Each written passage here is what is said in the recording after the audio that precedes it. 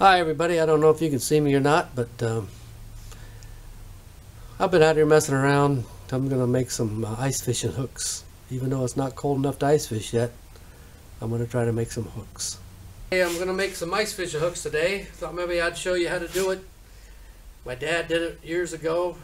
I've been doing it ever since. I've been doing it for 40 years, so I know they work, and it's kind of fun.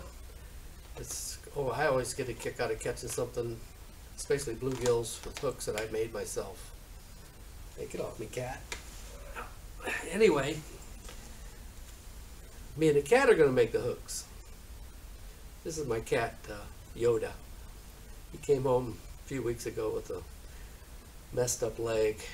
Now he's a 3-legged cat. I think he had a battle with a car. But anyway, let me turn this off and get everything set up, and then I'll make a couple little videos of it. Come on, cat. Now. Okay, we're going to make these hooks. Now what you're going to need is a soldering iron when it gets pretty darn hot. Hotter the better. This is just a cheap soldering iron, electric. I've ground the end down a few times. But anyway, piece of board. Make a little indentation. I made a whole bunch of different ones. Usually I'll use this one right here. It's about the right size. You'll try to play around with it. You're going to need some soldering paste. This is Bernie's. I've had it forever. One can will last you a lifetime. You're going to need some solder. If you can find acid core solder, it's probably better than this, but any solder will work. And I'd like to find some that was almost all lead, but I can't find any. You're going to need some small hooks. As you can see, I have some very small hooks. The smallest ones I use are, let me get one out here on my finger. I've been playing around with it here for a few minutes. As you can see, maybe you can't see. See how small they are? Very small. I got all different sizes. I like to make about 10 different sizes. When I get done, sometimes I paint them, sometimes I don't.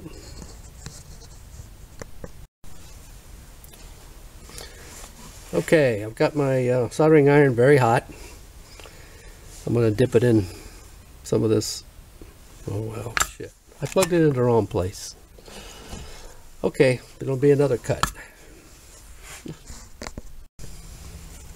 You're also going to need a pair of needle nose pliers, channel locks, or some hemostats work pretty well.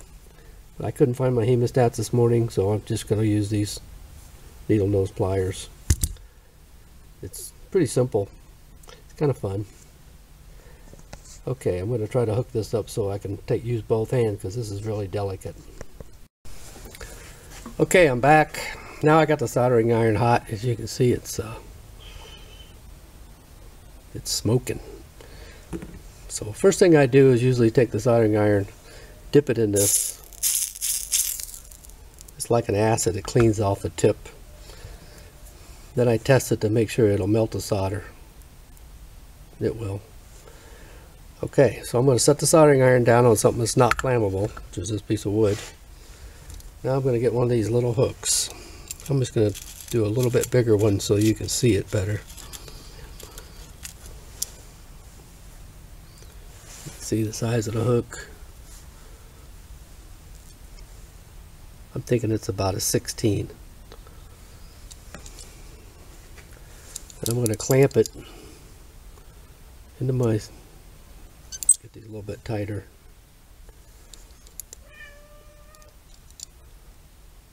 Try not to ruin the hook while you're doing it. Okay, as you can see, it's clamped on there. Now I'm hoping you can see this. This is to me the part that took me a while to learn. My dad used to always scrape all this finish off of them so the solder would stick.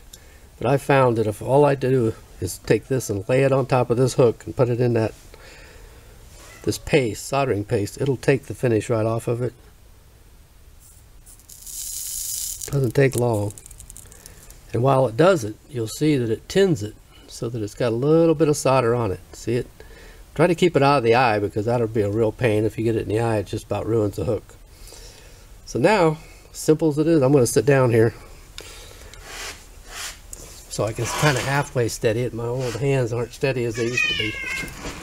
There goes the cat. He got underneath my foot. Now he may be two-legged. I'm going to move these out of the way. Just set that hook down there. Get this out of your way. Like I said, I'm going to use this hole right here. It seems to be about the right depth. And now I'm just going to get that solder nice and hot and let it fall right down in that little impression there. Depression, I should say. And just a little blob of it. Get it nice and hot. Now, all I do, try to keep this level. Set it right down in the middle of that. And just tap it, just to get it hot. Try to keep it out of the eye. And just hold it there. Try to hold it steady if you can. I can't, but you can. And all of a sudden, you'll see it just sort of get milky looking. That means that it's hard enough that it'll... I'm going to show you what I've got here. I basically got a little hook with a piece of solder on the outside of the hook. Yeah, the first time I did this, I did it on the inside. Didn't work for doo-doo. Anyway, there's the hook I'm going to make. So I'm going to go ahead and make a bunch of these different sizes. See how simple it is? And then I'll probably take some fingernail polish, because it's really fast, dries fast, and it's cheap. It's old fingernail polish my wife's. No, I don't do my fingernails or toenails. Not up to this point. Maybe years ago. Anyway, I'm going to do that, and then I'll show you the finished product, I guess.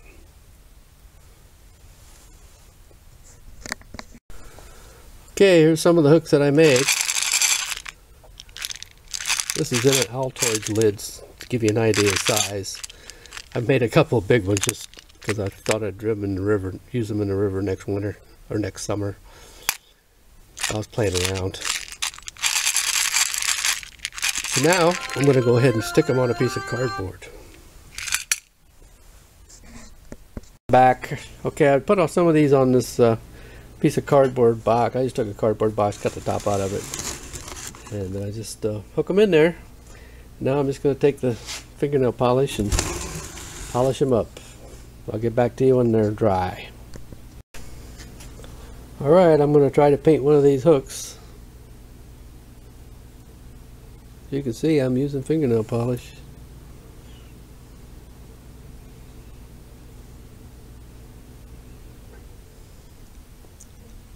Trying to hold a camera and do it. No, I'm not a professional photographer by any means. I don't care as long as I catch a fish. If you get it on the hook, who cares? Some people even buy red hooks, so it doesn't really matter. It's more for us than it is for the fish anyway. I know guys that won't even paint them. They say it ruins them, but I like to paint them. Makes them look a little smoother so people don't look at you like, what? You're using that junk? I'm going to paint one of these here.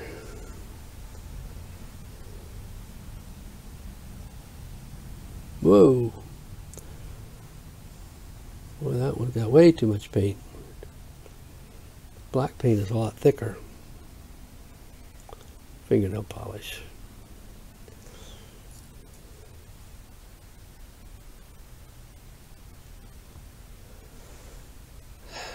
About any color will work.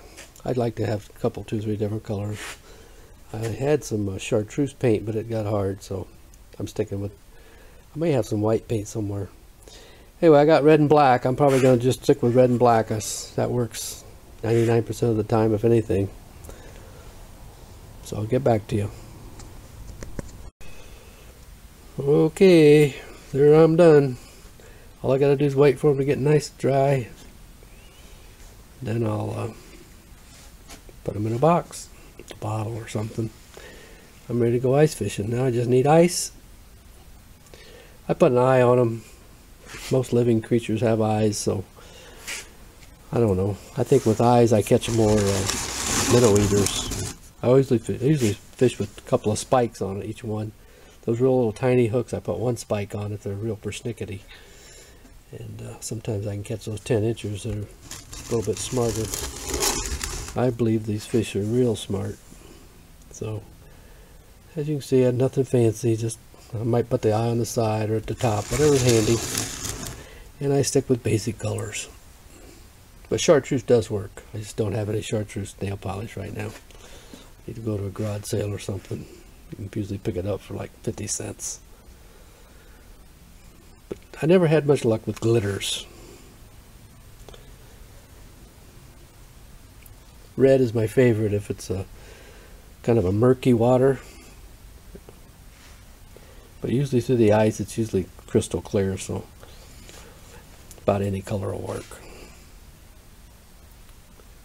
And I go with black because leeches are kind of black, and most of the things inside a bluegill are black. That's really what I'm after, is bluegills, but the bass just eat these things up. I fish with very light line, like half-pound test, and they tear me up. I wish they would let you keep 5 small bass here in Michigan, and kind of thin them out a little bit. There's just too many bass.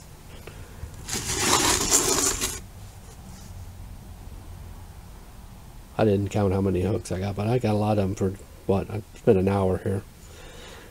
Okay, talk to you later.